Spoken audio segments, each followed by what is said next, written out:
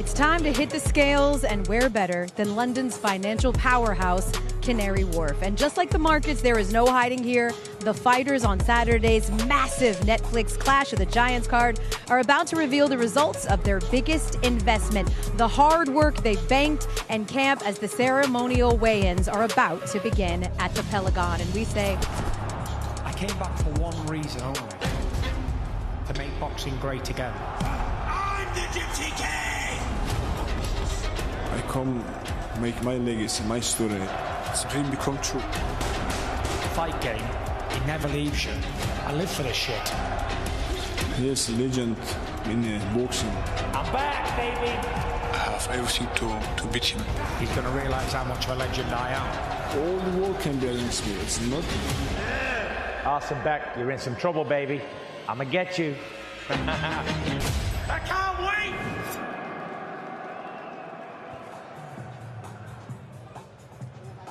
well, you are looking at the Pelagon right now at Canary Wharf in the Financial District as we are set.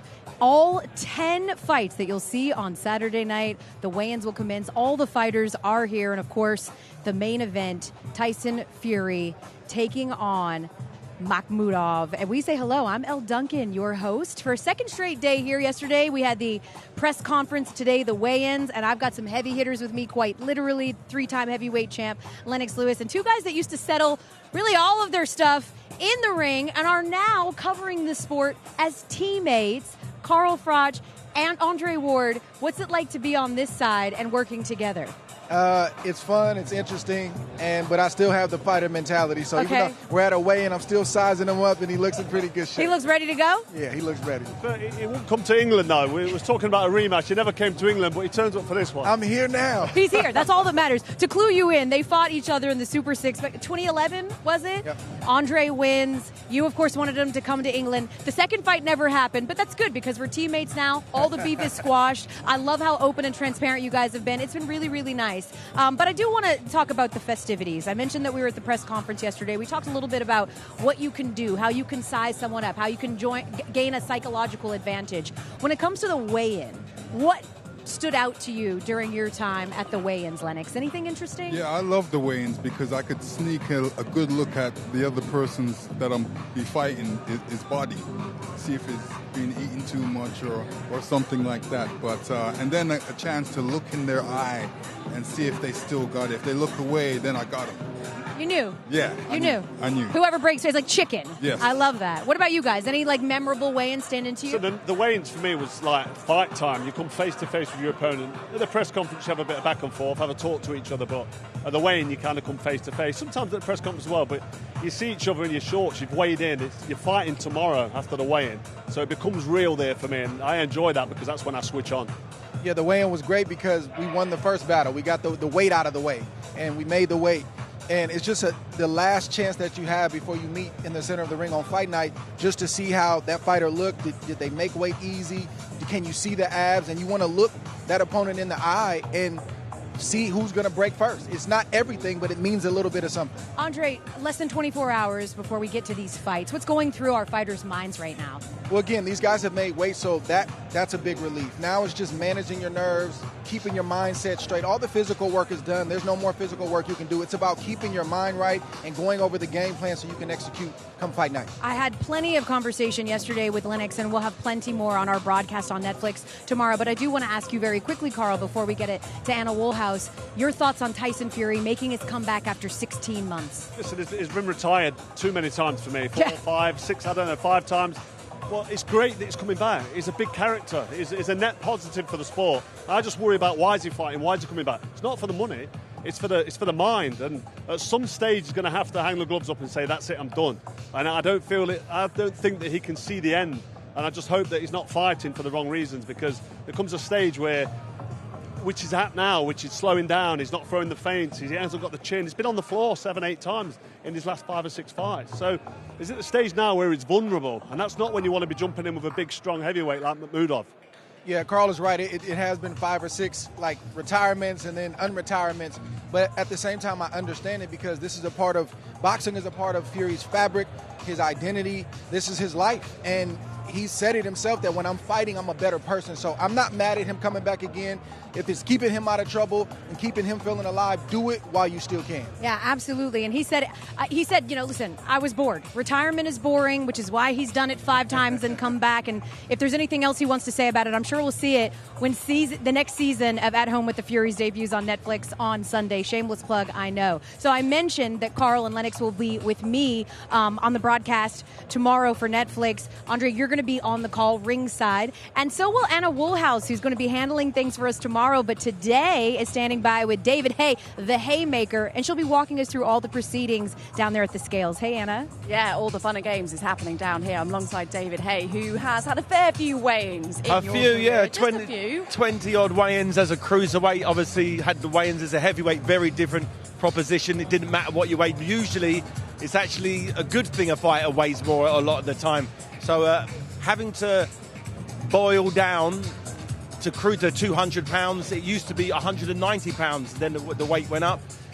I've had it on both sides, and I definitely prefer the heavyweight. I literally was about to say, I bet you prefer it as a heavyweight. No weight cutting there involved. No weight cut.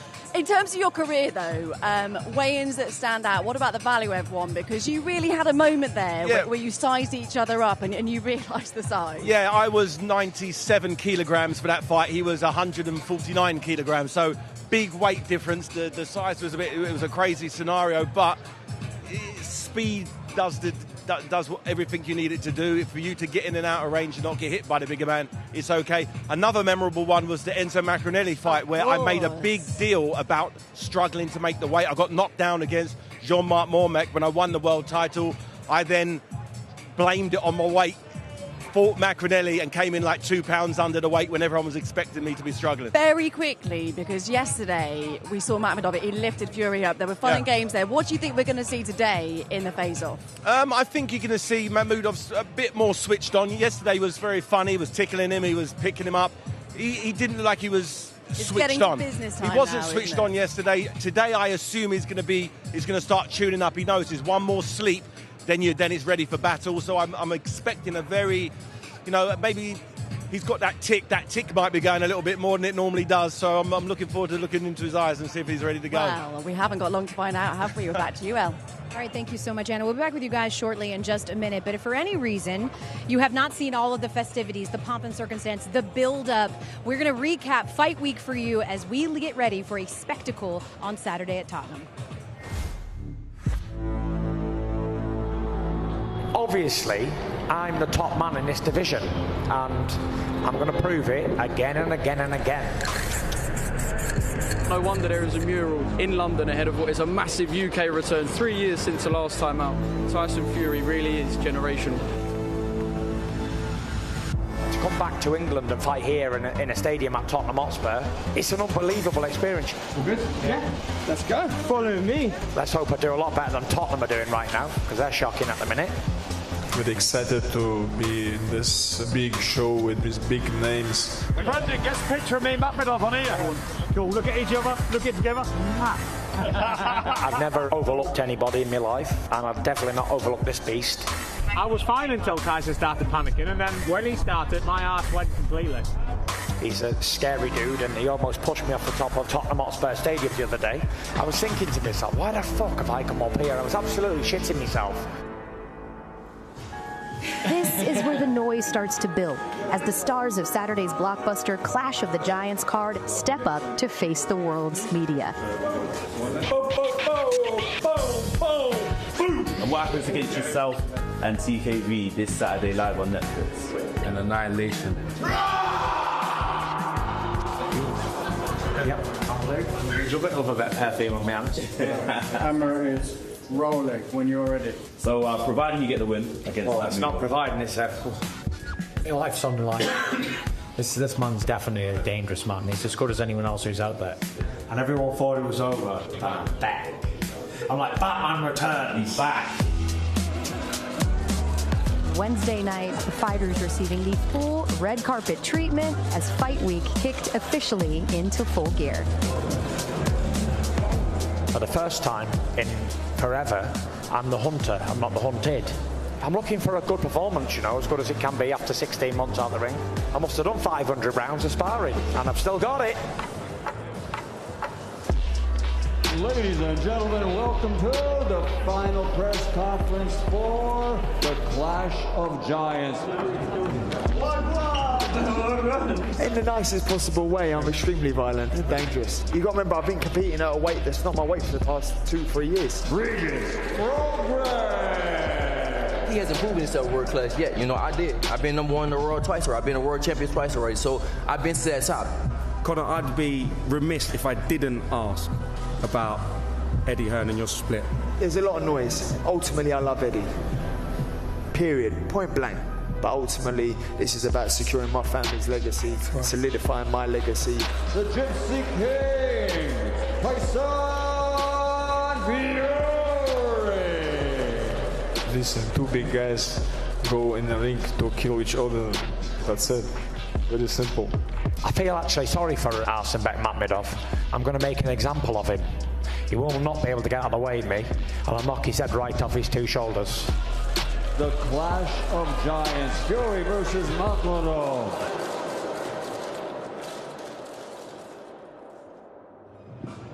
Not pictured there, Richard Riat randomly giving baby oil to TKV. And it's a very random moment. We know Tyson Fury is very much at home in front of the cameras. Andre, what was your relationship with like sort of the build-up to Fight Week? Did you enjoy it? Yes and no. Okay. I was happy because it was close, but it was 2-3 months in the making. I was just ready to get it on already. I'm a very, heady person, and I get within myself as the fight gets closer because I know that one punch, one mistake can change everything. It can embarrass me. My legacy can be in question if I make one mistake. So I was a person that had to measure twice. That was the mental part, and then cut once, and that was executing on fight night. Very nerve-wracking for me. I was quite a nervous fighter, but that helped because... Why didn't you tell me that the week we fought? I thought you had a good poker So face. much confidence. I thought you saw it. Man. But it depends who you're fighting. I was going to say it depends who you're fighting. So if you're fighting someone you feel confident, and I'm sure Tyson Fury feels confident for this one. Yeah. He's making a comeback fight. He's been out of the ring for 16 months, so he needs to not switch off. He needs to be careful because if he's too confident and too sure of himself, it can go wrong like it did with Ngannou. But I think Tyson's enjoying the comeback, enjoying the attention, enjoying back in the limelight. But he needs to be careful because if it goes wrong for him, it will go badly wrong, and this will be the end of him. You seem like a guy that was just all business, Linux. It didn't seem like you reveled in all of the extra. No, I would want to go to my go to my room and sleep. Yeah. That's what you wanted to do. Sleep right before the fight because when I wake up, it's like a new day and I feel real refreshed. Yeah. Well, listen, we're getting ready for what's going to be an absolute spectacle. In fact, we just spent a little bit of time over at Tottenham Stadium right now. In fact, let's show you some pictures as they're getting ready for their first event on Netflix, and the transformation has been absolutely incredible. My first time at Tottenham, certainly not any of you. Beautiful stadium, looks great as they're anticipating over 50,000 fans coming to the stadium tomorrow to watch the return of Tyson Fury. But of course, before they can settle all of that, we've got to settle the weigh-ins, and we are ready to do exactly that, starting with our preliminaries that you'll be able to catch tomorrow on To Doom. So for that, and to set the table, we turn it over to Thomas Schreiber. Ladies and gentlemen, welcome to the weigh-in for Clash of the Giants. Fury versus Makhmudov, live worldwide on Netflix tomorrow from Tottenham Hotspur Stadium in London, England. It is all being brought to you by Ring Magazine and Netflix. Well, a few reminders. Ladies and gentlemen, tickets are available via Ticketmaster, and tomorrow the fights will begin at 3:30 p.m. London time, with 6 bouts being shown on To Doom and Ring Magazine social platforms. Then at 7 p.m. London time, we will be going live worldwide on Netflix with 4 exciting bouts. Let's now get the weigh-in process started. Our first 2 fighters competing tomorrow in a scheduled 6-round super welterweight contest. First to the scale, from Redcar, Yorkshire, England. His professional record, 12 wins, 4 defeats, 3 wins come by way of knockout. He is a former Northern Area champion, Tom One Bomb Hill.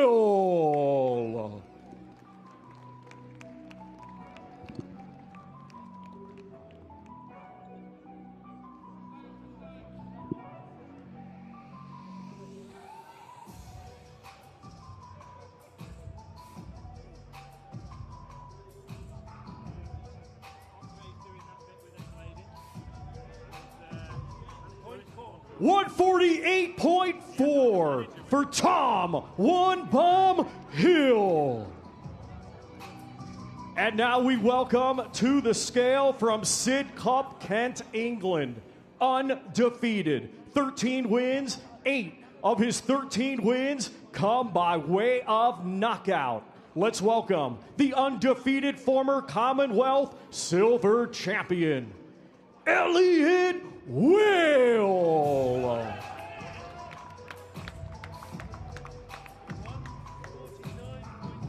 .149.3 for the undefeated Elliot Whale. And now let's have both fighters face off for the final time. Again, these two competing tomorrow in a scheduled 6-round super welterweight contest. Looking forward to this one then. 6 rounds at welterweight on Saturday night. Elliot Whale taking on Tom Hill. Carl, Elliot Whale, so far so good for him. Unbeaten, 13-0. What are you looking forward to seeing from him on Saturday night? Well, he's the guy coming here to win this. He's obviously against Tom Hill, has got a couple of defeats on his record, but this is early stages for his career. But eight knockouts in 13 wins, that's great. And this stage, this platform that he's on now, this will get the blood going and get the adrenaline going. Yeah, he needs to look good. This is the one. This is the big opportunity that he's probably wanted for a long time to come and showcase his skills. So he's got it. Our next two fighters competing tomorrow in a scheduled 4-round lightweight contest. First, to the scale, coming to us from El Fuerte, Sinaloa, Mexico. He brings a professional record consisting of 3 wins, 7 defeats, 1 draw. All 3 wins come by way of knockout. Here is Hector Lozano.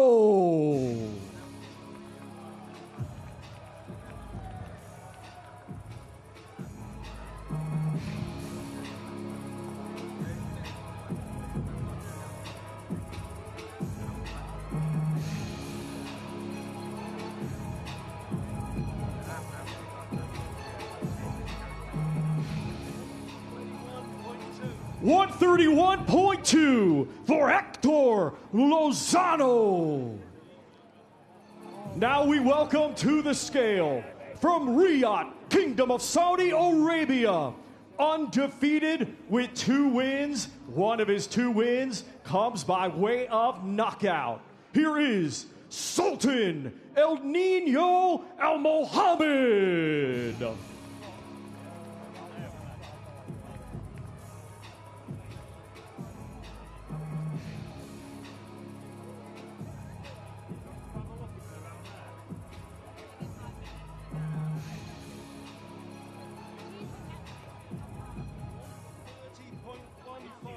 .130.15 for the undefeated fighter from Saudi Arabia, Sultan El Nino Al-Mohammad.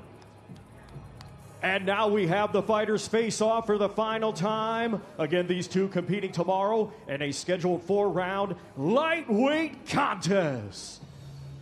All right, then, 4 rounds at lightweight between Sultan Al-Mohammad and Hector Alvila Lozano. Very early days for Sultan Al-Mohammad, but it has been, Carl, so far so good. Takes on a little bit more experience. Lozano, what is this going to come down to, do you think? Well, this is the early stage of his career again, so you get matched up with what we don't like to say the word journeyman, but these guys they're in with journeyman early doors. It's just about getting the experience. Getting the rounds in, getting the rounds under your belt. Exactly that. And getting comfortable in front of the crowd. It's one thing being comfortable in the gym sparring, but when the lights are on and you've got to go, you've got to hold that same form together.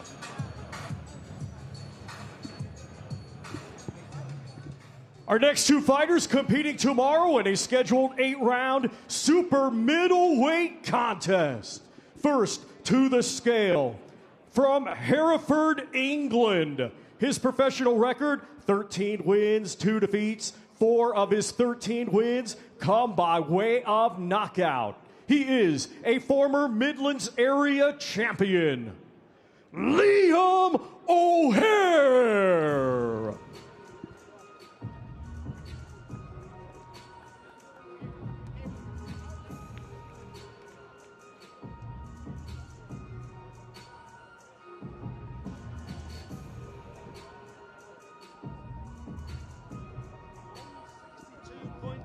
$162.2 for Liam O'Hare. And now we welcome to the scale from Wokingham, Berkshire, England. He had a stellar amateur career and now as a professional, undefeated. With 16 wins, he does have 1 defeat, 10 wins by knockout. Here is the former British Commonwealth and WBC International Champion, Felix Cash.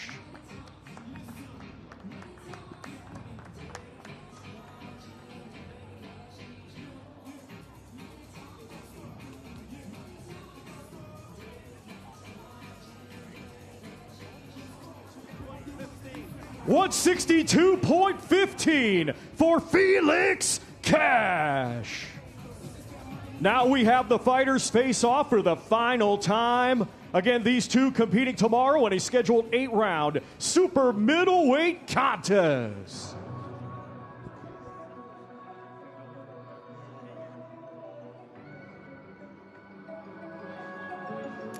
Well, I imagine for Felix Cash, he is itching to get back in the ring. We haven't seen him in the ring for quite some time. In fact, it was June 2024 was the last time we saw him. 4th fight in 5 years. He needs momentum, needs to get some activity under his belt, David. He really does. And I'll tell you what, he looks in tremendous shape. Someone who's been out of the ring that long. He hasn't spent it sitting on the beach drinking pina coladas. He looks like he's been in the gym the whole time. So I'm expecting to see good things from him. What kind of problems do you think Liam O'Hare could cause Felix on Saturday? Well, it's more about Felix because O'Hare's here to kind of not make up the numbers. I don't like saying that. He's got a couple of losses on his record, but Felix Cash is back after a couple of years out. I think there was a sad loss in his family, a bit of a tragedy, and he's back. That put him out for a bit, but we want to see what he can do now he's back. So I'll be looking at him closely. But yeah, like David said, he's always in great shape. Our next two fighters competing tomorrow in a scheduled 6-round light heavyweight contest. First to the scale, coming to us from Erding, Bavaria, Germany. Undefeated, 28 wins, 17 of his 28 wins come by way of knockout. Here is the highly ranked former WBA European and former IBF European champion, Simon the Matador Zachenhuber.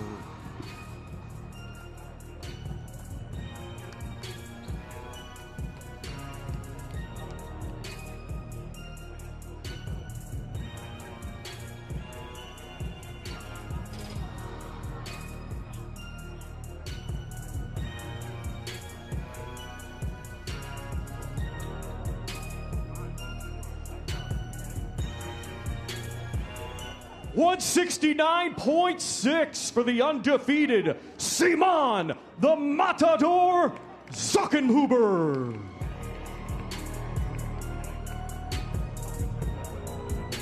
Now we welcome to the scale a native of Poland, now fighting out of Taunton, Somerset, England. Undefeated, 17 wins, 7 of his 17 wins come by way of knockout. Here is the former Southern Area Champion and former WBC International Silver Champion, Paweł, the Polish King August.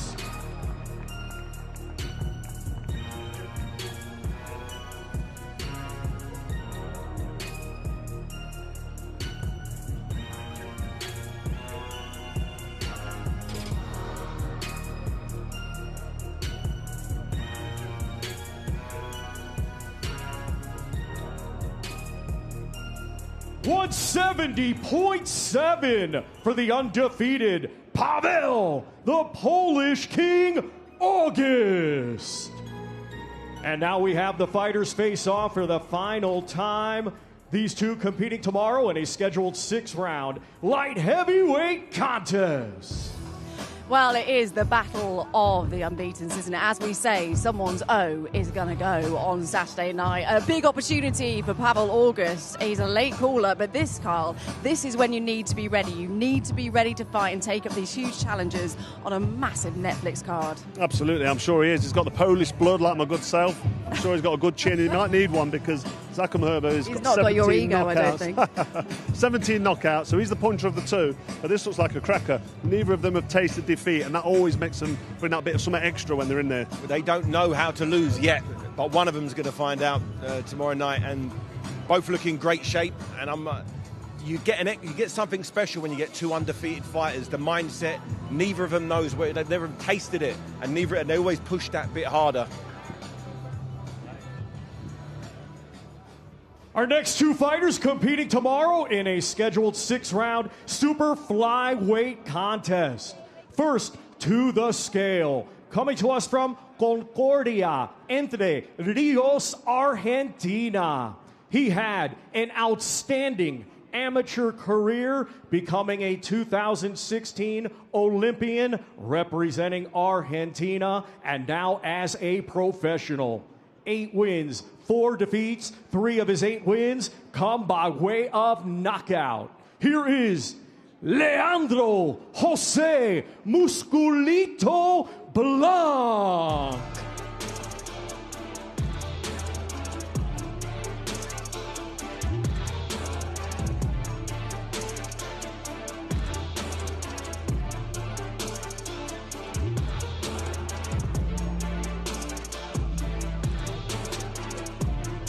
$113.7 for Leandro Jose Musculito Blanc.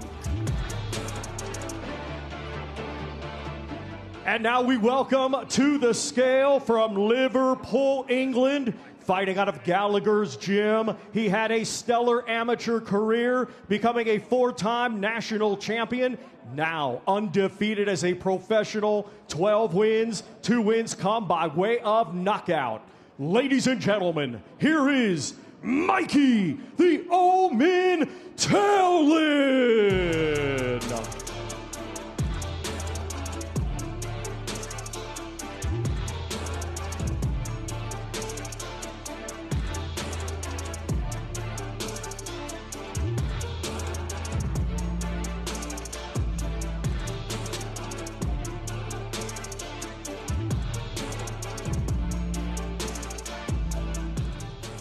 $113.12 for the undefeated Mikey the Omen Tallon.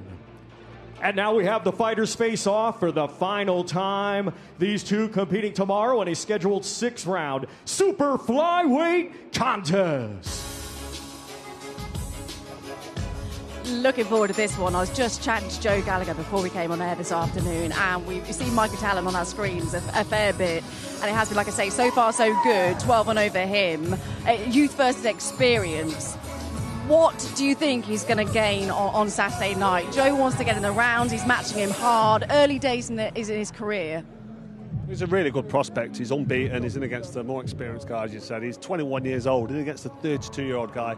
He needs to really just put on a show, relax, enjoy himself. He's not a big puncher, but super flyweights aren't usually big punchers anyway. But I'm expecting him to go in there and dominate and look good doing it. Try and enjoy the moment. You know, it's such a big event, bigger venue. This is something of a lifetime for these kids coming through, and he just needs to fulfill his potential.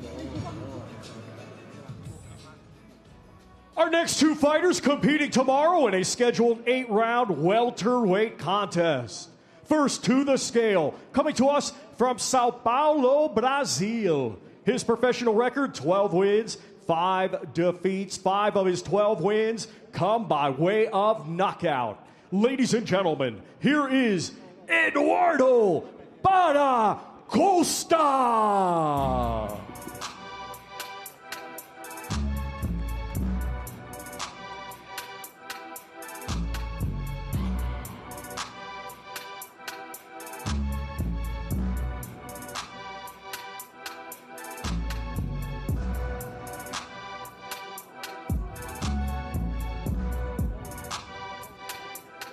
140.13 for Eduardo Pada.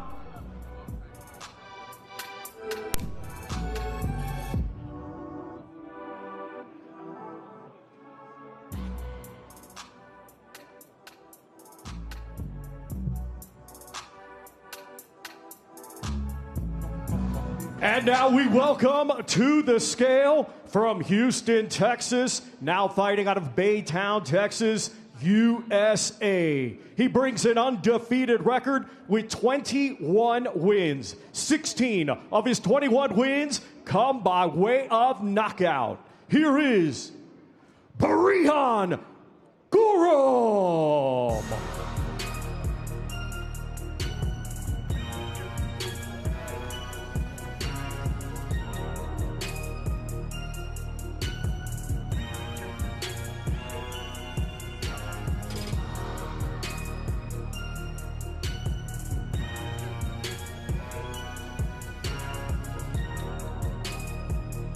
141.14 for the undefeated Gorum.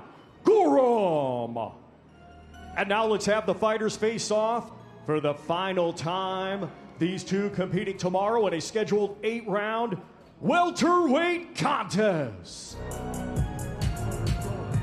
Breon Gorey looks confident, doesn't he? And rightly so. When you've got the likes of Shakur Stevenson raving about you, rating you very highly, you know you're in for a treat. That says a lot. Yeah. Stevenson is probably pound for pound the best fighter on the planet, and if he's saying to this kid's got something special, Breon is the next version of him, then we need to tune in for this one, because he's got a great opponent in front of him who can really push him and try and get some rounds. Never been stopped, so he's going to very durable as well. Very durable, can take a shot. This is when we're going to see those skills. We're going to see what Stevenson's been talking about. Well, Breon, 21-0, as we've just heard. 13 of those wins inside the distance, including 7 in the first round. Could see some dramatics on Saturday evening, Carl. Absolutely. I mean, Costa, like David just said, never been stopped. So Gorum might be going in there thinking, I'm going to make a statement with this. But the way he fights and is being tipped by Shakur Stevenson, you know he's going to be special. So I look forward to his career as it progresses. Our next two fighters competing tomorrow in a scheduled 10-round heavyweight contest, and it will be live worldwide on Netflix. Let's first welcome to the scale, coming to us from Brisbane, Queensland, Australia. His professional record, 12 wins, just 1 defeat. 7 of his 12 wins come by way of knockout. Here is the former Australian champion and former WBO global champion, Justice Hooney.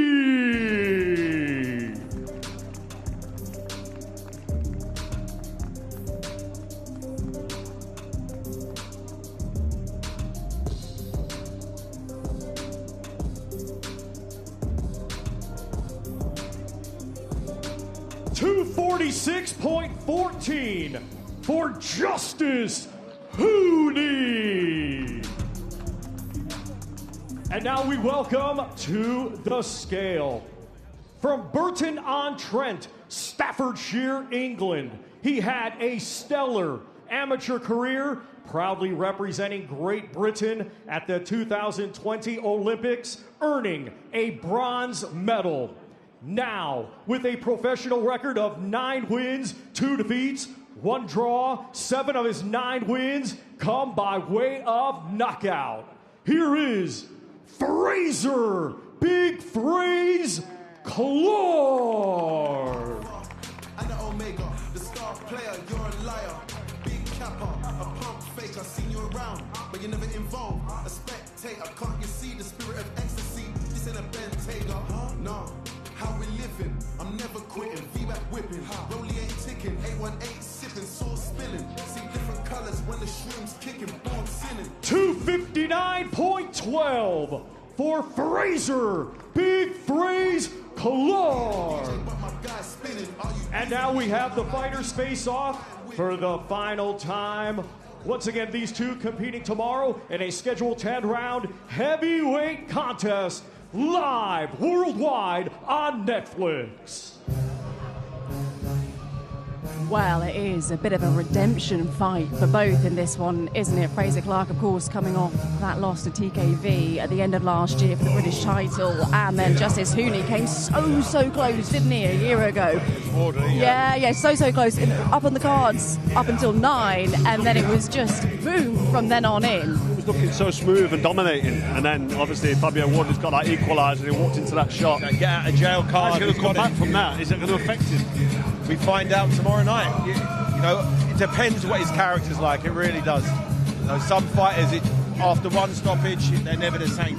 Well, we know Fraser's linked up with Joe Gallagher, and again, I was chatting to him, and he said the switch has been flicked. That was a few weeks ago for Fraser Clark. What do you think of that matchup in terms of trainer-fighter? We know Joe Gallagher doesn't take on anyone he doesn't believe in. Yeah, I think it's great. Joe Gallagher's been there, done it. He's worked with former world champions, and he knows the game. So I think it's a good positive for Fraser to be working with him. I'm expecting big things, but this is a crossroads fight for him. He's got to get this done. It certainly is. Justice, really good to see you. Back on the big stage, back another stadium fight. A year ago, we saw you at Portman Road take on Fabio Wardley. Came so close in that one. What are you looking to see get done on Saturday night against Fraser Clark? Just to box smart. Box smart, stay locked in for the entire fight, and have some fun. That's it. Are you looking for the knockout? What are you looking to achieve? Nah, I've got no expectation on it. If it comes, it comes. But yeah, I just want to go out there, box my fight, and stick to the game plan. Where do you see your advantages are over Fraser? Speed, footwork, and punches and bunches. You know, death by 1,000 cuts. That's what I'm looking to do. That is fighting talk, isn't it? Yeah. Yeah, I remember the first time I got stopped, I was 24 years old, and a switch was flicked in me. I looked at boxing in a different way because I kind of got used to winning, and I wasn't paying the price. I wasn't listening to my coach, and I just let it drift. Is that something that happened, and now you've had that kick up the butt thing? Okay, that can never happen again.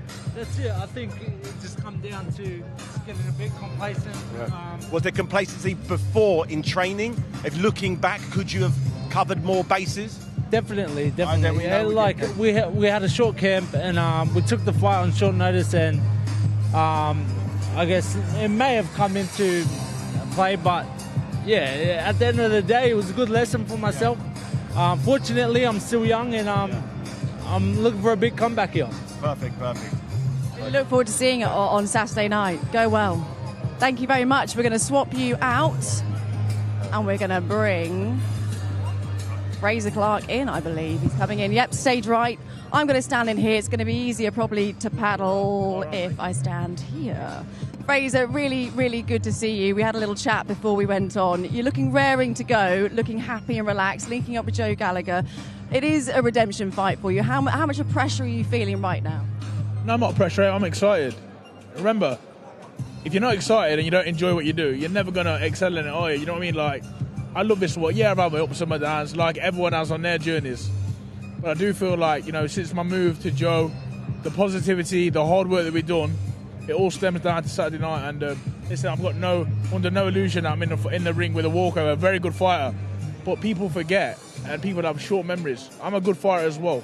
I've shown that in the past, and I will more than show that Saturday night. Just talk to us a bit about your link up with Joe Gallagher, because I said earlier in the chat that Joe's not a trainer that takes on anyone he doesn't believe in. You needed to prove yourself to him for him to take you on. What has he added, do you think, to your game? Oh, 100%. There was a trial period. I walked in there, and it was like, we watched it last night. We watched Rocky 3 last night. It was similar to that. I walked in there, and there was no frills, no spills. Joe said, go in the changing rooms, get your stuff on, come out. And there was pros, there was world champions Lawrence Okoli, good fighters Zolfa Barrett, and then 1-0, 2-0 prospects, all grinding and grafted. And I thought, you know what, I'm a little bit behind this. And then the first few weeks was killing me. I was literally out on my feet every session, couldn't complete the sessions, but I stayed with it. I stuck in there, and I just wanted to prove to Joe, I still really want this. I still believe in myself. So I stayed there, plugged away. And then we had a conversation and said, look, this fight come over the table. You know what? I'm not the type of person to want easy fights. I love the challenge. The thrill of the challenge is what get me up out of bed in the morning, making me do the road work, the hard sparring, the hard days in the gym on that heavy bag. So here we are. The loss to Fabio Wardley has aged well. Obviously not the rematch, he was switched off, he wasn't focused early doors, but the close fight in the first one, and obviously what Fabio's gone on to achieve. Against Hooney, tell me about the tactics. There's got to be get close to him, not let him box. He's very tidy, very fast hands, good feet. Don't give him away, but you've got to be working on backing him up, putting it on him. Listen, we know that he can box. We know that he can box. And you know what? Other than his Wardley defeat, he's looked pretty good in all of his fights. But obviously, people forget I can box as well, Carl. You know, they don't give them Olympic bronze medals away. I've been all around the world. I've boxed everyone you can think of, been in the ring with every name you can think of. Boxers, punchers, movers, dancers. And then between myself, between Joe, we came up with a game plan. And listen, I'm pretty sure, in fact, I'm 100% sure we're going to execute it. You know what it is? He's got 2 arms, 2 legs. He fights, but listen, he switched off. And when he switched off last time, what happened? Yeah, I'm going to be in this fight mentally for every second that I'm in that ring. Did you spar with anybody, any cruiserweights or smaller heavyweights that were fast to kind of get you to adapt to the speed? I've got one of the best cruiserweights in the country in our gym, Jack Massey. He's been a massive help. Super fast hands, super aggressive. So you're prepped. He can box on the front foot, he can box on the back foot. So we've been in every scenario. Perfect. No big, slow heavyweights. You've been perfect. Fast, sharp, hungry people. Some younger people that are coming to prove a point. Nice. So the sparring's been bang on. Okay, perfect. That's all you can do. We've prepared well. Yeah, and listen, like I say, there's no frills or spills. We've done the work in the gym, you know, and so I'm ready for Saturday night. I'm here. I love this version of Fraser Clark. Really looking forward to seeing you tomorrow night. Good luck, Fraser. We're going to let you go. Good luck, man.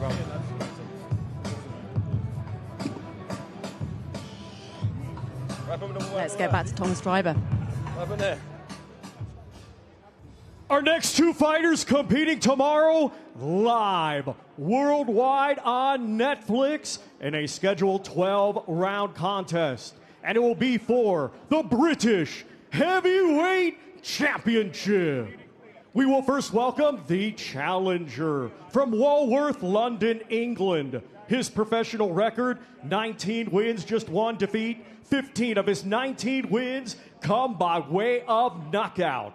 Let's welcome the former British and Commonwealth silver champion and former world title challenger, Richard the Midnight Train Riat.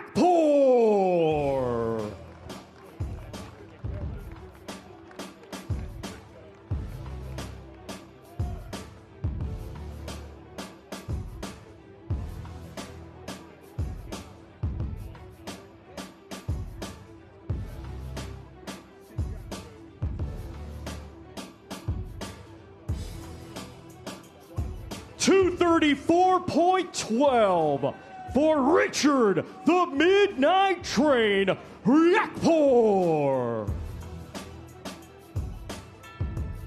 And now we welcome to the scale the defending champion. From Tottenham, London, England, his professional record 9 wins, 2 defeats. 5 of his 9 wins come by way of knockout.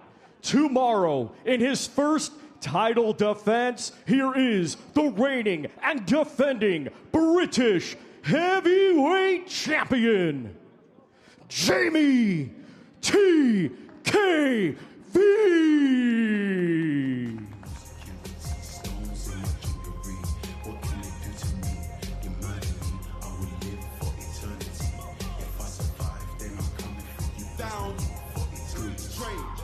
Celebrities, I want to entertain, no similarities, definitely not. 262.7 for the defending champion, Jamie TKV.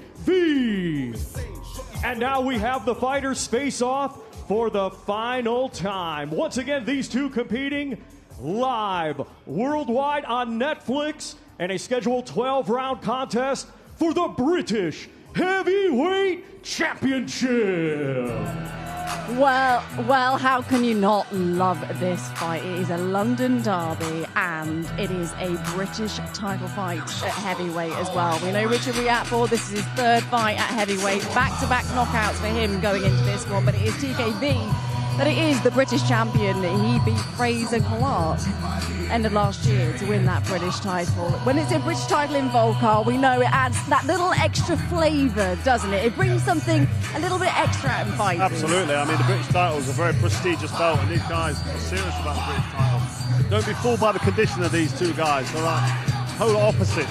But TKV can fight. But look at the state of Richard Riat, Paul. What has he been? I don't think it's a state, Carl. If that's a state. Well, no, exactly. It could be the state, but like I say, don't be disillusioned because TKV can fight as we saw his last fight. He's the British champion. He's defending. So this is a good fight for me. I'm looking forward to this one. He beat Fraser. TKV, you look at him and you might not look too impressive physically, but he's got a very good left hook. And Riat having his first encounter in the heavyweight division. Here he is, looking to see what it's all about. Hello, you. Good to see you, Richard Riat. The midnight train, it continues on Saturday night. I've got to ask you, how the hell did you make cruiserweight? Look at the size of you. Honestly, I don't even know myself, man, but I'm just happy to be here now, honestly. You're feeling good? I mean, not having to get down to cruiserweight, just how hard was that for you? It was crazy. Like, thinking about it now, the things I used to do, like how many hours a week I used to run, what I used to do, like skipping meals. You know, I'd hear fighters like say they would have like a few light meals. I wouldn't eat at all for like 2 days before the fight, and I'll just have salad like during camp as well. So I was getting away with murder. Well, you don't have to worry about that now up at heavyweight. You've been there, done that in terms of British champion at cruiserweight. What would it mean to you to be British champion at heavyweight? Yeah, it's a big deal. It's a big deal. Like I was saying yesterday, the legends like David Hayes. I didn't win the British title. You didn't do it. That's come out all week, isn't it? I went straight to the European. I won the English, then the European straight away. So it was Lennox then. It was Lennox. I forgot. You can go one better than him. Pardon? You can go one better than him. He's still the guy. He's still the guy, man. Come on, that's still my man. But yeah, like look, it's a legendary belt to have under your name, British heavyweight title. There's a serious ring to it, you know, and it's going to be the first ever like highly televised British title fight, you know, in history. So I'm glad to be a part of that.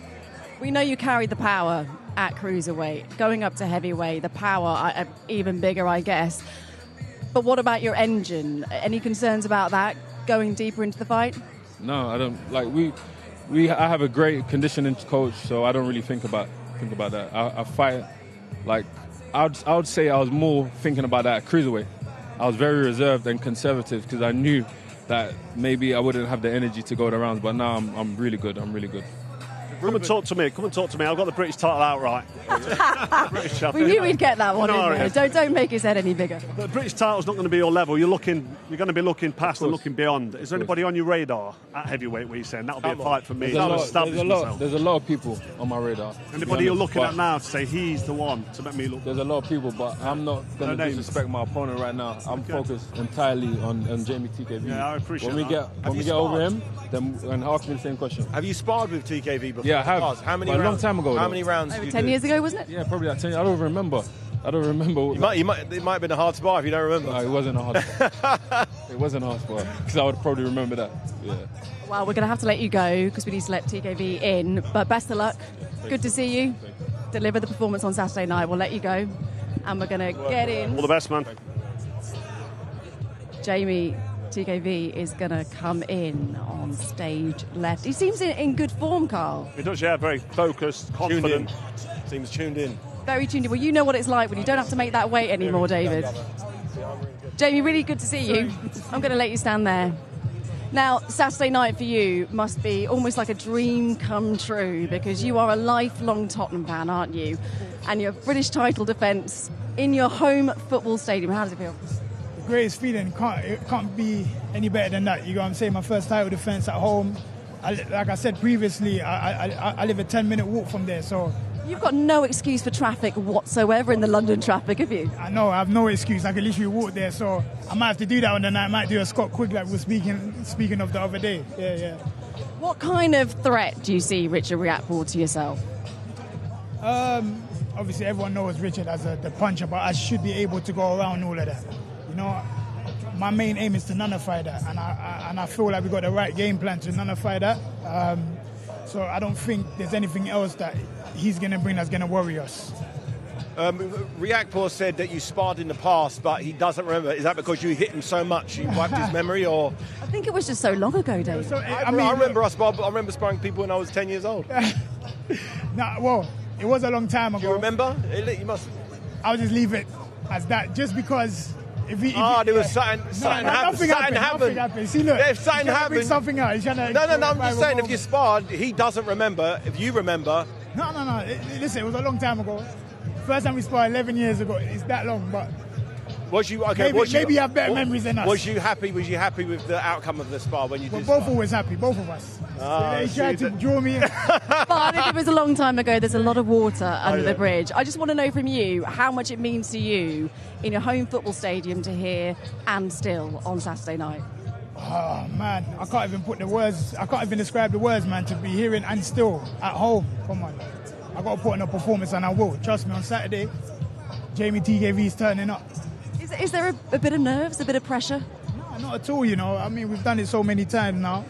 I mean, I'm the British heavyweight champion. How can I be nervous? I mean, well, everyone does get nervous, but look, it's my time to shine, so this is the time I'm going to shine. So, yeah, I ain't nervous, man. I'm happy. Best of luck. Go well. Look forward to seeing you. Right, we're going to get over to the big man. It is Hall of Fame MC Michael Buffer for the rest of the weigh-in. Well, ladies and gentlemen, good evening and welcome to the official weigh-in for the special attraction tomorrow night from Tottenham Hotspur Stadium, London, England. It's a great night of world-class professional boxing for your entertainment, and it comes to you at the Clash of Giants live worldwide and exclusively on Netflix. It's a presentation of the Bible of Boxing Ring magazine and Netflix, and there are still a few tickets left. If you're going to be in London Saturday night, it's the place to be, so go to Ticketmaster.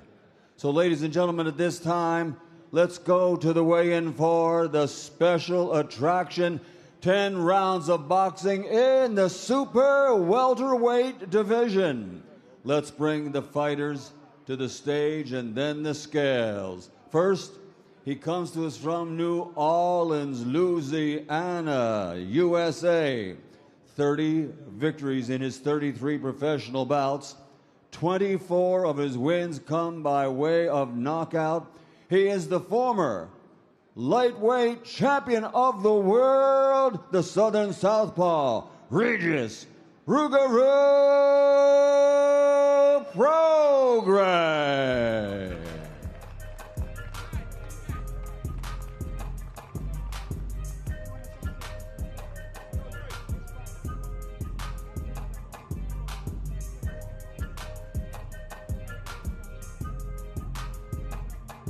And at this time, let's bring his opponent out to the stage, then to the scales.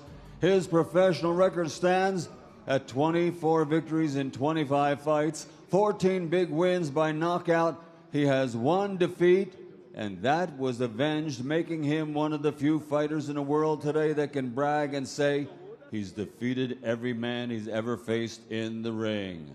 Fighting out of Essex, United Kingdom, a 2025 Fighter of the Year candidate, he is Conor the Destroyer Benn.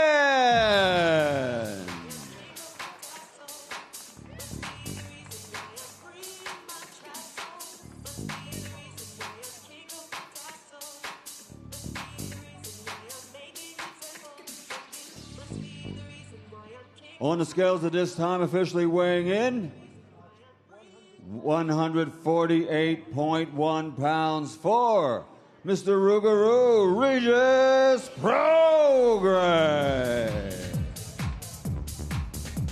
Next, on to the scales. Remember, he's defeated everybody he's ever faced, but he's facing knockout power tomorrow night here at Tottenham Hotspur Stadium. Exclusively on Netflix, stepping onto the scales, Conor the Destroyer Benn. 149.5 pounds for the Destroyer, Conor Benn.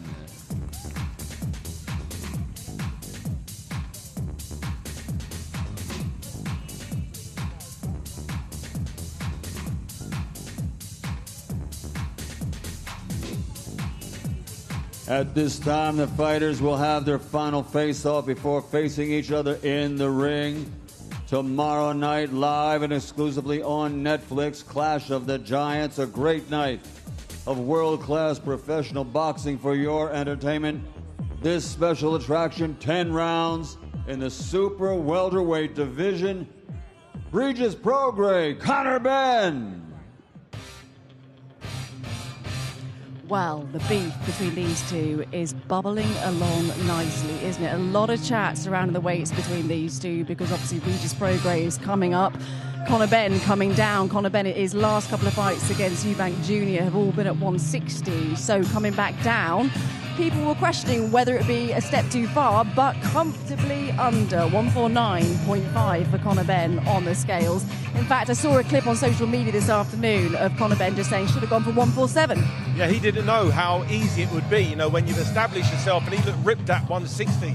So to come down to 150, that's a lot, but maybe he's naturally not as big as he needed to be at that 160. So he should be in great shape.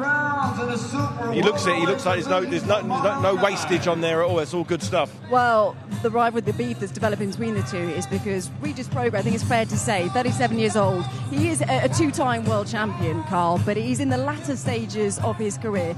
Is it a question on Saturday night to think of what he has left, a point to prove perhaps for him? He thinks it's coming down to levels. Yeah, potentially. I mean, it's world class, that's for sure. And Conor Benn's not shown us anything yet at world class level, so this is a step up for him. But unfortunately, I think he's outsized a little bit in this fight. But I don't think he's too worried about that because he can depend on his skills and his experience. So we'll have a word with him now. Well, let's ask the man himself. We were just talking about what it's going to come down to, and this week you've been saying it's levels. You are the two-time world champion. You have that experience. Do you believe that will be the difference on Saturday night? Yeah, of course, for sure. I mean, listen, I think it does come down to levels. I'm a former two-time champion. I've been here. I've been the best in the world twice in a row already. So, like I said, I don't take nothing away from Conor Benn. A really good fighter, but I do feel like I'm the better. I do feel like I'm the better fighter. You know, everybody was trying to make out that he's this big bad guy, but we're literally the same size. So we're the same size, and I have the better resume. I do feel like I have the better skills. I should be up. Do you think there's an element of this where they haven't fully understood the southpaw style? I haven't seen him in against any world-class southpaws. You're a world-class southpaw. Has he underestimated what that actually means? Is one thing beating a journeyman southpaw, but a world-class two-time champion, head world champion, do you think he's miscalculated? Yes, I think so for sure. I mean, I don't know if they miscalculated. I don't know what they train for in camp. I'm not sure yet. But at the same time, look, I look in his eyes. We've been looking at each other's eyes for a whole week already. He's definitely ready. I'm definitely ready. And, you know, I definitely feel like I'll bring out things that he's never seen before. Yeah, he hasn't. I'm interested to know what the long-term plan is. What's the goal? Are you looking beyond Conor Benn? Because obviously Conor is very much eyeing at Ryan Garcia for his next fight. What about you? What's it all about? You've been to the very top. What is it for you? I mean, if Conor wants to fight Ryan Garcia after this, that's on him. But for me, I'm focused on him, and I'll get past him. And after that, you know, I feel like I can call my shots. I can say whatever I want to do. I can call out. I don't want to say names right now because I'm gonna get past him, but I can do whatever I want. So if he wants to fight Ryan after this, that's him. But he has to get past me first. Very, very quickly before we let you go. There has been some rumours that camp perhaps hasn't gone as well as you'd like and maybe carrying a bit of an injury. Do you have anything to say to that? What is your response to that? I am perfectly fine. That's it. I'm good. I'm perfectly fine. I'm here to fight. I came to fight. That's it. So, you know, people can say what they want. I do feel like it's a plot to somebody to get in my place. That's why. Since I've been over here, people ask me, you sure we have a replacement for you? They probably have a replacement already right now, but I'm fine. I will be fighting tomorrow. I don't have no injury. I'm good. Before you go, what happens? I feel like I'm going to go out there. Honestly, I'm happy. I feel like I'm going to go out there and shine. You two know a happy fighter is a very dangerous fighter. Right now, I'm happy. We was looking at the face-offs right now, but I just want to smile. I want to smile in his face. But right now, I'm good. I'm happy. I feel good. My mama just came. My son here. I'm all good right now. I feel really good. We're happy that you're feeling really good too. Well, we'll see you on Saturday night. We're going to let you go, and the Destroyer is waiting in the wings, ready to come in. Conor, come jump in here. There he is. I'm very well. More importantly, how are you? I mean, we've spoken about it then. There was a lot of chatter around the weight for you because you have been campaigning at 160 for your last couple of fights. How was it coming down in weight? I heard you say this morning that you should have made 147. I definitely could have made 147, for sure. But until you've done it, you don't know. A lot of people said, oh, you can't just go up and walk around at 175 for 2 years and then drop back down to your natural weight. I did it. And that was just me being disciplined, out of training camp, running 10K every day, trying to get my weight down. And I was able to take this opportunity on a 6-7 week notice where most fighters would have had to pass up on it because they've been living lavish, not training and living the good life. I stayed in the gym ready after the Eubank win, ready to get that world title and drop back down. What's it been like preparing for a southpaw? Yeah, I mean, tricky? Who likes the southpaw? I don't, but ultimately you get the job done and we all love a challenge. And that's all there is to it. I know what I'm doing now in there. How much? It always took me a little bit more time when we're talking about the sparring, particularly when they're world-class sparring partners, to adjust to that left-handed stance and this coming on the outside. It's all about the footwork. I know you know this. Yeah. Has that, for me, it was a big part of the training was the foot positioning. Yeah. Has that been something you've been looking at? It took me a few weeks. Yeah, okay. It took me a few weeks. Yeah. The first few goes, it felt foreign. Clashing feet, stepping on feet. I put every southpaw I've fought down, and knocked the majority of them out. So, I've got a good record with them. Mm-hmm. But, yeah, it's tricky at first, but it just takes a while to get used to. And this is the first world-class southpaw you fought as a professional. And he's saying that he thinks he's levels above you in terms of experience. Oh, what else is he going to say? Everyone else has been more experienced. Van Herden was more experienced. Algieri was more experienced. Samuel Vargas more experienced. Sebastian Formella more experienced. Former world champions. They're going to be more experienced, no doubt. But ultimately it's my job to go in there and prove that I'm at that level continuously and go out there and make this fight look exactly the kind of fight that it's supposed to be. You've got the size, the strength and the youth on him as well.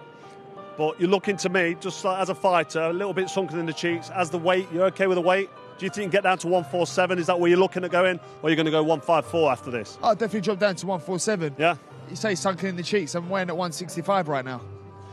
Do you know what I mean? So I don't know what you mean sunken in the cheeks. When I last saw you, though, you looked like you was fuller. And that's because I'm walking around. That's because I'm walking around at 175. Right, okay. You're walking around a lot everywhere. Yeah, exactly. Yeah. For the past two and a half years, I've been walking around at 175. Well, that's what I want to hear. You're strong and fit and you feel confident at 150. I've been sparring middleweights for this camp. This whole camp has been middleweights. And I've been putting them over. So I've been sparring middleweights now and putting them over in the gym. So, I'm excited to be fighting someone my own size for once. You know what? Never any negativity with Conor. Always confident, always solid. And that's how you fight. So, I love it. It's through hard work that I feel that way. It's not like I'm just speaking it based on, I'm this guy, I'm that guy. I put the work in. And that my confidence comes from that alone. I'm going to have to jump in there because the Fury is standing by. Go well on Saturday night, your third fight at Tottenham. It's basically your home now, Conor. Oh, what a blessing. All glory to God. I won't be where I am without the man upstairs. Amen. We'll see you on Saturday. Looking forward to it. Right, let's get back to Michael Buffer then for the big one. And now, ladies and gentlemen, welcome to the official weigh-in for the Clash of the Giants. The main event of the evening tomorrow night, Fury versus Makhmudov. It's all live and exclusive on Netflix at Tottenham Hotspur Stadium, London, England, a presentation of Ring Magazine and Netflix in association with Gold Star Promotions and Queensberry Promotions. And for those of you who will be in London, a few tickets remain. Just go to Ticketmaster and get your seats. So now, ladies and gentlemen, the main event of the evening tomorrow night, 12 rounds of boxing in the heavyweight division, the big boys. And let's bring the fighters to the scales and to the stage at this time. First, please welcome to the stage, fighting out of Montreal, Quebec, Canada. He stands 6'5" and 1/2 inches tall.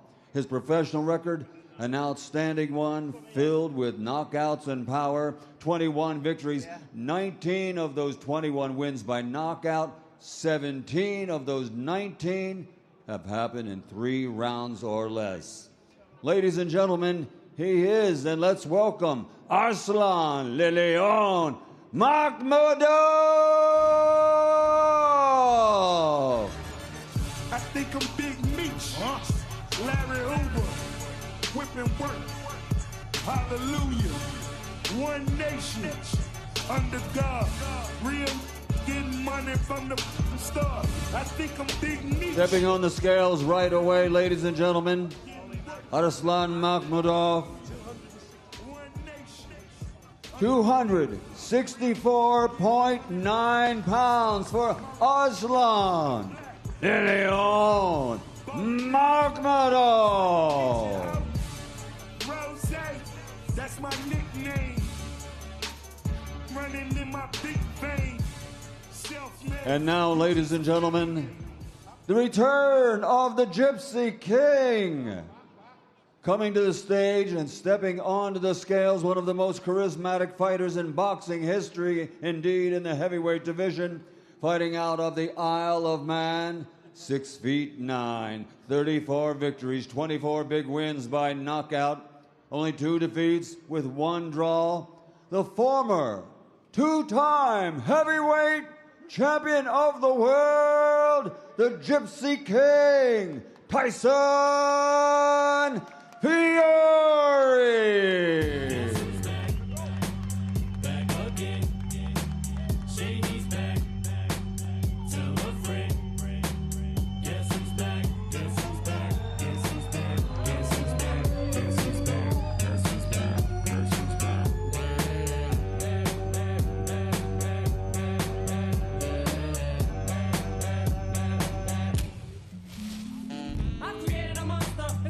Stepping onto the scales, the 2-time heavyweight world champion. It's the clash of the giants indeed. 6'5.5" for Makhmudov, 6'9" for Tyson Fury. Knockout power from both camps.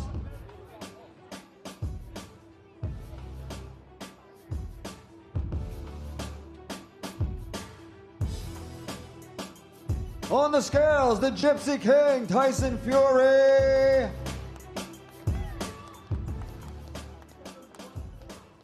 $267.9 for the Gypsy King, the 2-time heavyweight champion of the world, Tyson Fury.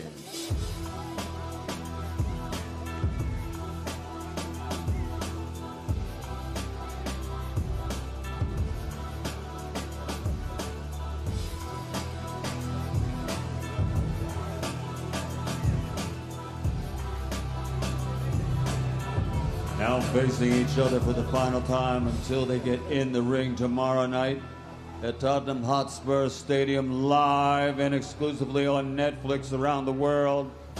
Arslan Makhmudov obviously didn't get the win in that last fight, so I wanted to make sure he's back to a healthy weight where he can move and do what he wants in the ring.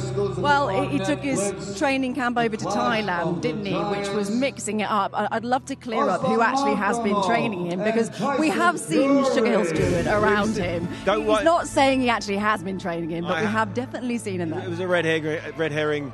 I know he's a professional. He knows he needs a good coach. He needs some direction. He knows how to box. No one's going to teach him how to box.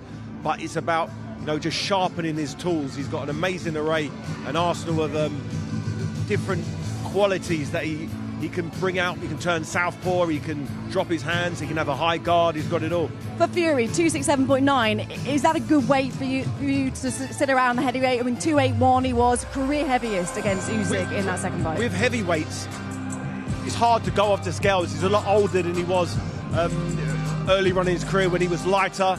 So I don't really, with heavyweights, it's not like it is with a smaller weight. But it's about the training camp. How much work has he done? How much work has he done? And the big man's in the house. Makhmudov, good to see you. Arslanbek, do you want to just pop in here? Big occasion is almost here, 24 hours out. Looking good on the scales. What are you feeling right now? I guess, are you just raring to go and get on the big stage? Yes, I'm ready to go. Can't wait tomorrow night and to make my story happen, to make my dream happen. I did a lot of long way to be here. That's why it's my dream, my time, my hunting. How old was you when you dreamed of becoming the heavyweight champion or these big stage? What age? What, was you a teenager? No, when I was 9 years old, my uncle told me, to be honest, you're gonna be like Muhammad Ali, Mike Tyson. You have to train and bring me in the gym, you know. But this time I had no idea. But now I understand. My uncle understands something in the sport, you know. If you say that to me, when I was 9 years old, I just was street fighter, you know, this time. We last saw you beat Dave Allen. Fury, a very, very different beast to Dave Allen. What adjustments have you made? Yes, it's different, but you know, no one knows. When you go in the ring, it doesn't matter who are against you. You just you know, you go, two big guys go to kill each other. You know, that's why you need to kill, or you, your opponent gonna kill. That's it. You know, that's why we're tomorrow gonna be like this. You know, the Dave Allen fight, your conditioning was very good. You was able to do the full distance. Is that something you've worked on for this fight? For sure, it's to be honest, I was surprised last fight. I did 12 rounds, lots of punches. Easy, yes. Also, yes. Around, can you imagine 1,000 punch? Around 900 punch. I learned it. It's for heavyweight, you know, it's big number. It's a big number. Yeah. For me, I was surprised myself, you know. But for this fight also, I'm ready for 12 for 20 rounds, no problem. Do you think it was good preparation, the Allen fight? Because if you would have got a one-round knockout, you wouldn't have had the rounds of action. Exactly. So it was perfect preparation. Yes, perfect, right. Preparation exactly for this fight. For also as big arena, 10,000, not like big like this, but anyway, it's big arena. It was good preparation. Yes, it's true. Yeah. We need to let you go, but very best of luck tomorrow night. It's going to be a cracking night of action and a clash of the giants. Look forward to seeing you, Arslanbek. And we're going to bring in Tyson Fury, who's been very, very patiently waiting for us. He's just going to make his way. He looks a very, very relaxed, happy Tyson Fury. You're going to ask him now. He said, mind the step, fell down the stairs. Sorry to keep you waiting, Tyson. You look very chill, very happy, raring to go. Camp in Thailand, 16 months out of the ring. How are you feeling right now? On top of the world. Happy to be back. Look where I am. Central London, Tottenham Hotspur Stadium. Full of Brits, fighting a big Russian. Unbelievable, isn't it? 16 months out, who would have thought, bringing Netflix back with me, selling out a stadium again. Surreal moment again. This is your 5th time coming back from retirement. I've got a question. Does it get harder each time in camp? A little bit harder each time. I'm getting older, more injury prone, and you know, father time and granddad time waits for nobody. So, you know, it's just a little bit more difficult every time, but still got plenty in the tank. So after about another 4 or 5 retirements, I should be good. No more. You're not allowed to retire anymore. If that's another 4 or 5. Retiring again until after the fight.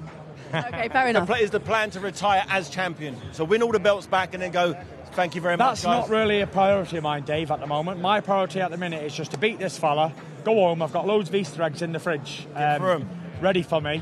And I'm going to enjoy that. I've been away for a while. And listen, whoever's got these belts, I want to get them back. You know what it's like. Yeah. I was undefeated for 17 years as a boxer. It's a long time. Very long time. And I took it all for granted. I didn't really mean much. It's a boxing fight. I can do it in my sleep. And I go in there and I get 2 losses in a row. And I'm like, right now, I'm not the hunted anymore. I'm the hunter again. Feels great. It takes me back to 2015 when I was fighting Klitschko. So I'm in that position again. And it feels great. It feels great to be the young, fresh, clean-shaven kid again.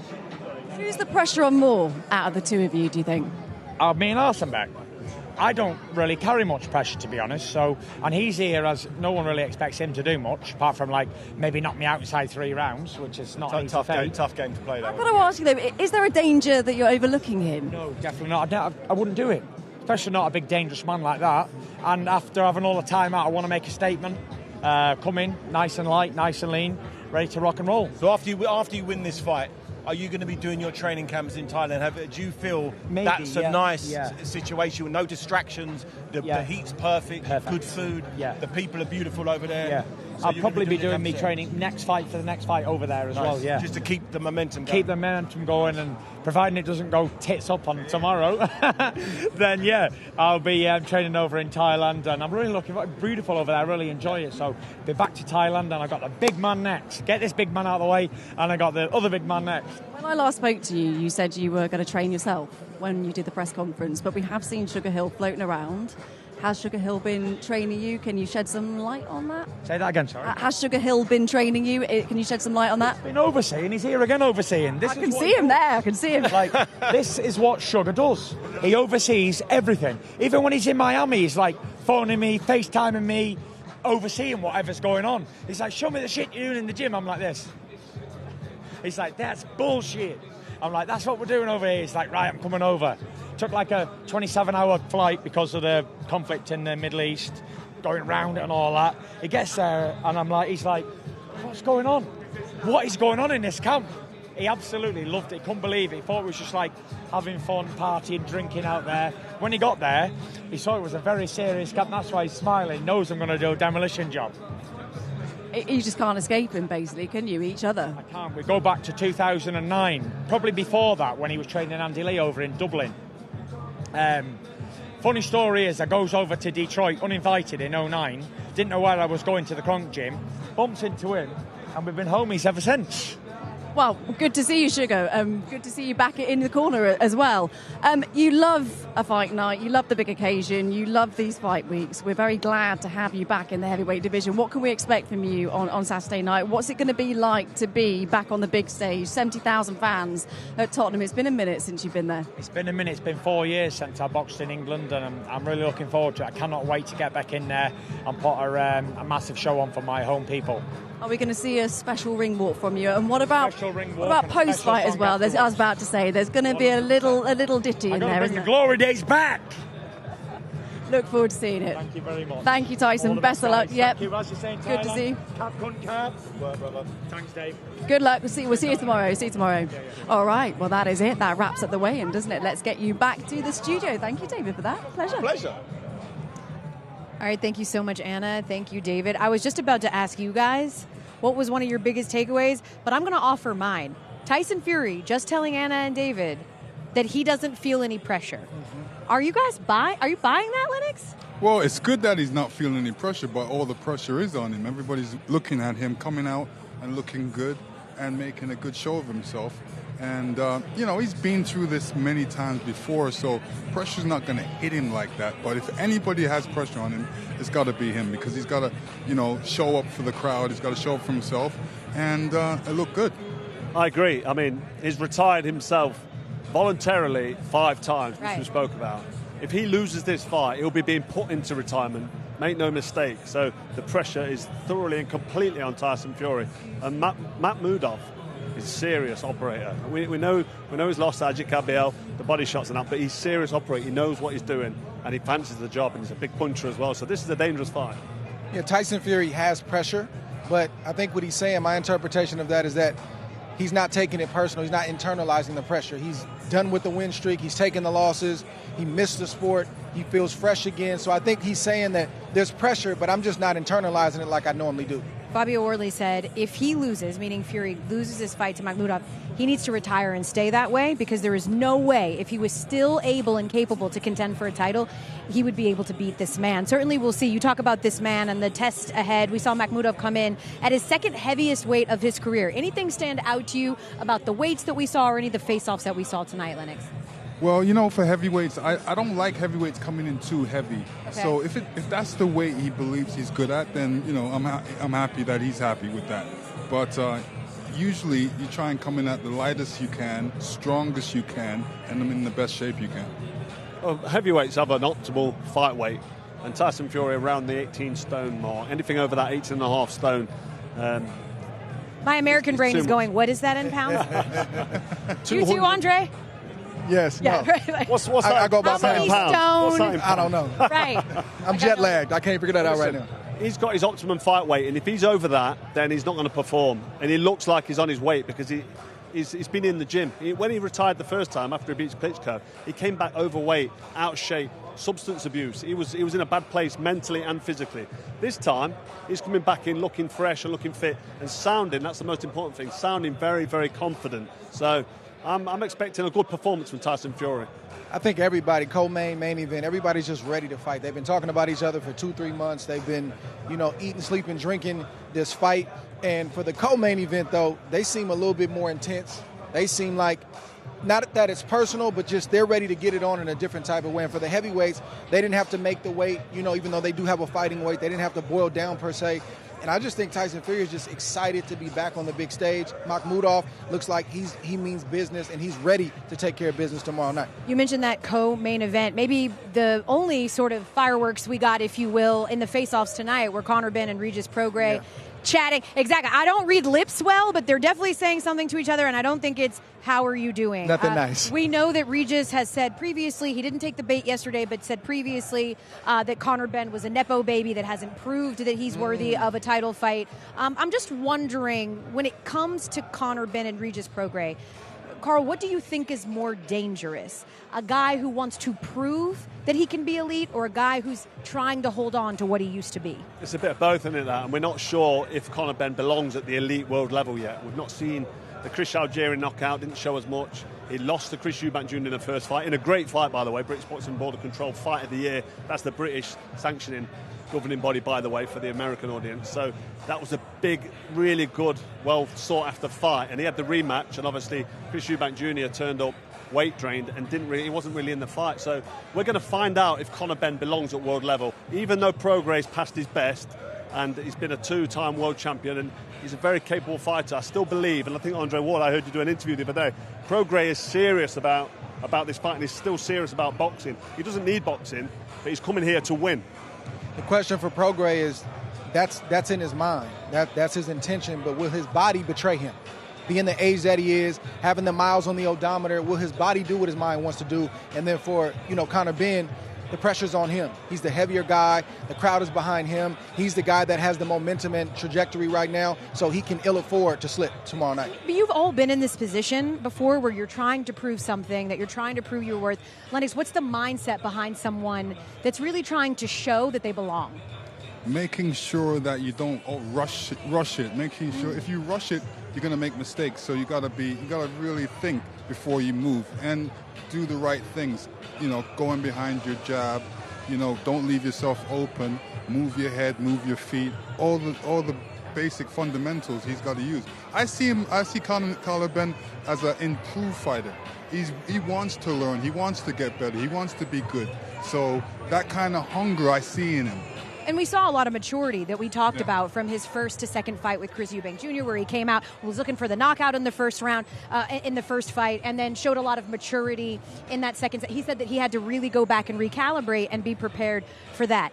Now that they've put all of this behind them, all of the promotional part of this and the press conferences and the weigh-ins, now that they can focus solely on the boxing, which is less than 24 hours from now, take us through the mindset of tonight, what a fighter is going through, what it looks like as they prepare for tomorrow night. I think it depends largely on whether you've got any injuries or whether you're carrying any demons in your head. And the one thing I'd say for Conor Benn, he's a confident fighter. He'll go to bed feeling confident. He talks well and he believes in himself. But he's down at a lighter weight now. He's lost 10 pounds since fighting Eubank Jr. twice at 160. He's coming down in weight. And I mentioned it there in the interview. And I said, you took exception. Your cheeks look a little bit sunken in. Yeah. Are you feeling good at the weight? He's always going to say, yeah, I feel great. What are you doing? And he bit back at me. That showed me as a little bit tense and on edge and trying to prove something. So I think that's the only problem I've got with him. Coming down to 150. He said he wants to go back down to 147. He's 33 years old. He's been a pro 10 years. You don't want to be taking too much weight off, especially at the lighter weights. That's the only reservation I've got. Can he do this weight? Because Prograis' experience, even at 37, two-time world champ, he can jab and move, good head movement, light feet. If he can do 12 rounds, he may just dominate this behind the reach because Conor Benn's not been tested at the elite level. So this is a good fight for Conor and a proving fight potentially for Prograis. Or if he loses this, maybe that's the last we'll see of Prograis. What were you doing 24 hours before a big fight? I was locked in. Yeah? Once I ate, I had to make sure I ate throughout the night. Okay. Make sure I'm hydrating throughout the night. Got to check that box. But, you know, again, I'm cerebral. I'm in my Bible. I'm watching movies. I'm going over the game plan because that 24 hours comes quick. Before you know it, it's morning time. You eat breakfast, and then you're looking at your watch saying, man, I got to be at the arena in a couple hours. So I think as long as you put in the work, whatever your process is, you can be rest assured that tomorrow's my night. Yeah, what I would be doing before a fight, getting rest, but I couldn't sleep. So what would I do? I would play some chess, play some games, watch some karate movies, No boxing movies? No boxing. Karate movies. Kung fu movies, man. Kung fu. Big Bruce Lee fan. Yes. Okay. Wow. Interesting. I love it. Just try to take your mind off 5 of deadly it. venoms, you know what I mean? All that type of thing. Very cool. I dig that. Well, we'll see if maybe anybody takes your advice. Certainly it worked for Lennox Lewis. So if any of you guys are watching, maybe watch some Kung Fu movies tonight. And undoubtedly, we want you to watch tomorrow as we officially wrap this thing up. A reminder that our undercard starts at 3:30 on Tudum and on Ring. And then you can join all of us at 7 p.m. on Netflix for the Clash of the Giants. On behalf of Andre, Carl, Lennox, Anna, and David, I am Elle Duncan, and we will see you tomorrow night.